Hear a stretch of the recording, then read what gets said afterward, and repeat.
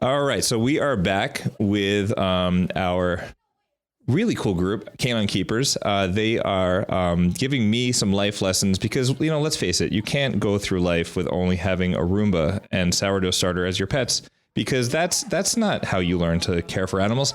But these guys really have. They have pets, they have dogs. They've shared a lot about their experiences, and this week they have a guest, so this is going to be really cool. So they're going to speak with a guest about that person's experience, and they'll share. And I can't wait to hear this one after they edit it and do all that hard work. So without further ado, I'm going to pass it along to these guys.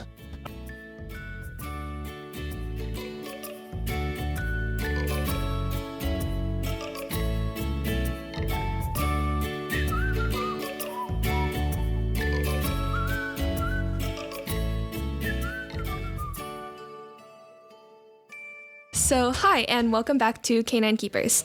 This is Wenshu and Daniella, and for this episode, on June 7th, 2023, we'll be interviewing Miss Morenus, who is part of a dog owners group on Long Island. She's been working on a project with this group, so we want to hear more about that today.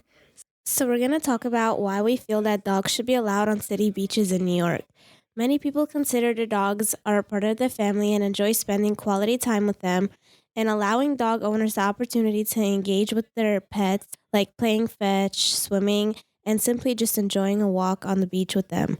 Also, allowing dogs on city beaches could also make your dog feel really happy because it's good to take your dog out of the house sometimes and have fun with them.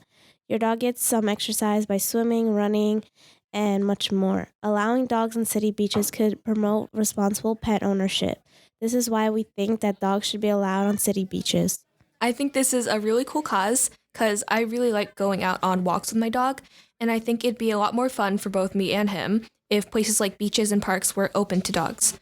I usually go out to take a walk in the park or on a trail with my parents almost every weekend, but a lot of times we can't bring him because they don't allow them. So I think it'd be a lot better if we had more access to places like those. For a little background before we get into the interview, the Long Island Dog Owners Group is a nonprofit group working on different projects to get dogs more access to city beaches and parks on Long Island. On their website, lidog.org, there's more information or news on their campaign.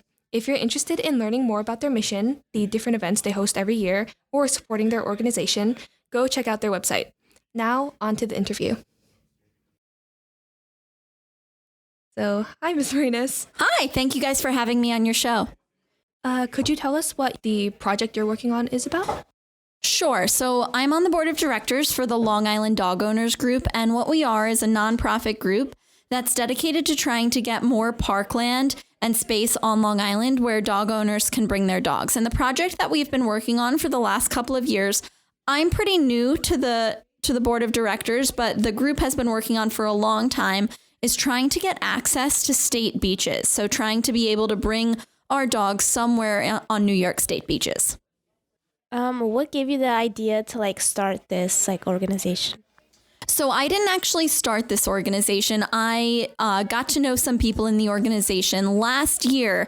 My local mayor decided to close the local dog park that I really loved. It was one of the reasons why I bought my house where I did. And it was a place I used every day. My dog dragged me there every day. He absolutely loved it. And when she decided to close it, I was really devastated. And I fought so hard to try to keep that dog park.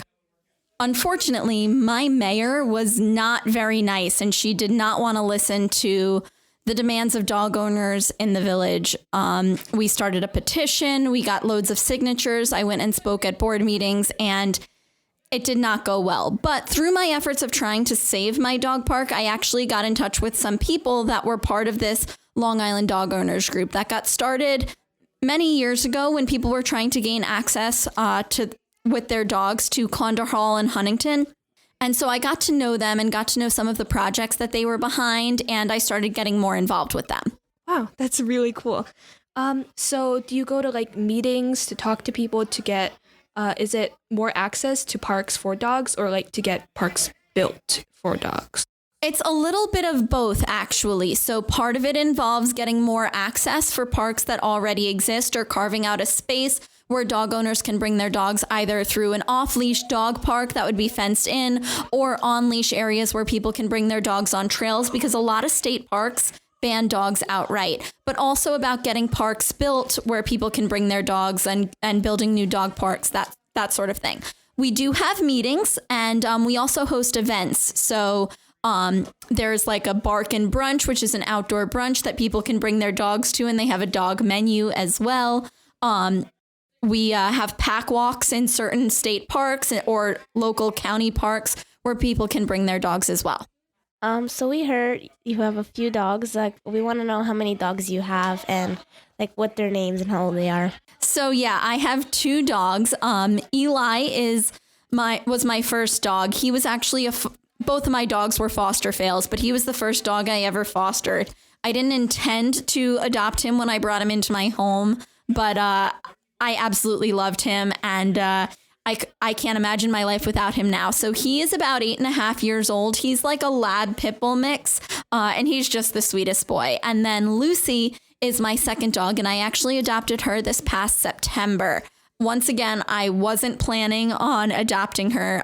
Last summer, I decided to do a little bit more fostering through the rescue group that I work with sometimes, and I had fostered several dogs and they got adopted, but there was just something about Lucy that I fell in love with, and she got along so well with Eli that I decided to keep her. So she's going to be 2 years old this summer, and she's also a mix. It's kind of hard to say. I'm actually waiting to do the DNA test on her, and they think she's like a Corgi, maybe Jack Russell Terrier mix, something like that. Wow, that's cool. Well, it sounds like you really care about dogs. It'd be really awesome to talk to you again sometime if you ever have any updates on the project. But I think we are pretty much wrapped up for today's episode. Thank you so much again. It was really great to talk to you and learn more about this. It was so wonderful to be on your show. Thank you so much for having me as a guest. So this was Canine Keepers episode 3. Thanks for listening, and see you next time. Bye.